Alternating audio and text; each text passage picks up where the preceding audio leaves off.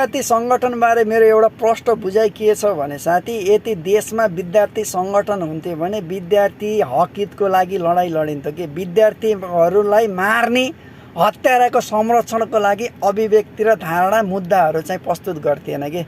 यति बेला त विद्यार्थी सङ्गठनहरूले हाम्रो विद्यार्थीहरू मारेको हत्यारालाई कुनै पनि हालतमा यो सरकारले र यो पुलिस प्रशासनले छोड्न हुन्न भनेर झन् जुलुस निकाल्ने ठाउँमा चाहिँ हत्यारालाई बचाइस् भने देश जल्छ भनेर अभिव्यक्ति दिनु भनेकै राजनीति दलका फाल्तु कुत्ताहरूलाई पाल्ने ठाउँ नै विद्यार्थी सङ्गठन हो। जो राजनीति दलहरूले लुटेको भ्रष्टाचारबाट त्यो विद्यार्थी सङ्गठनहरूलाई संरक्षण गरिएको छ कि। एउटा बुझाइ मेरो त्यो छ कि। अर्को बुझाइ छ कि तिमीहरूले फेसबुक स्टाटसलाई लिएर बालन शाहलाई देश तोरो ये रोक एजेन्ट यस्तो यस्तो भनेर अभिव्यक्ति दिएछन्। अभिव्यक्ति दिए किन दिएछौ भने बालन शाहले राजनीतिक दल खोलेर राजनीतिकमा आयो भने तेरा राजनीतिक दलको पतन हुन्छ। पतन भइसकेपछि हाम्रा विद्यार्थी सङ्गठनलाई तिनीहरूले चाहिँ पैसा आउनबाट वञ्चित हुन्छ भन्ने कारणले त कुत्ता चाहिँ भुक्नुको कारण त्यो हो कि। अर्को कुरा, दमकलको अभिव्यक्ति लिएर ठुला ठुला कुरा गरिस् नि। दमकलको बारेमा सोध्न चाहिँ गएर ललितपुरको मेयर चिरीबहादुर महर्जनलाई सोध के। जुन बेला काठमाडौँ जलेको थियो, काठमाडौँ जल्दा चाहिँ काठमाडौँका सम्पूर्ण दमकलहरू लागि परेको भयो भने त्यो आगो निभाउन सक्षम हुन्थेन ती दमकलहरू। नेपाली जनता र हामीले बुझेको छ कि।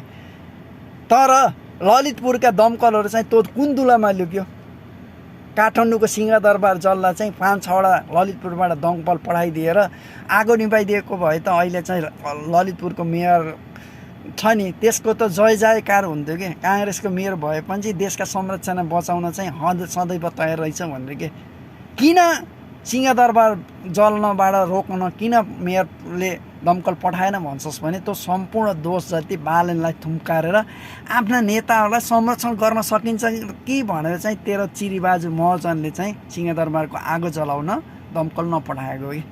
अर्को कुरा, एउटा मेयर छ धरानको, त्यो त अब मैले त त्यसलाई चाहिँ केपी शर्मा ओलीकै दाँजोमा लिन्छु। त्यो केपी शर्मा ओली भन्दा घमण्डै गए गुज्रेको व्यक्ति भनेर चिन्छु म होइन।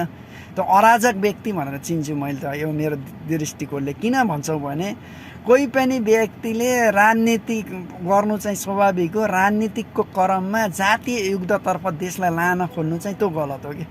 जो त्यसले गरेको थियो मन्दिरको अघिल्तिर चर्च बनाएर त्यतिखेर धन्न धरानमा चाहिँ जातीय युद्ध चर्काउने प्रयास गरेको थियो कि। त्यो चाहिँ त्यो मान्छे चाहिँ देश बनाउने होइन देश बिगारमा अग्रसर हुन्छ। त्यो चाहिँ बालन शाहप्रति किन लागिरहेछ भने बालन शाहको राजनीतिक दल खोलेको खण्डमा म चाहिँ पछि पर्छु कि मेरो पनि पतन हुन्छ कि भन्ने कारणले बालन शाहमाथि अट्याक हो कि। अरू केही पनि होइन साथी मेरो बुझाइ चाहिँ।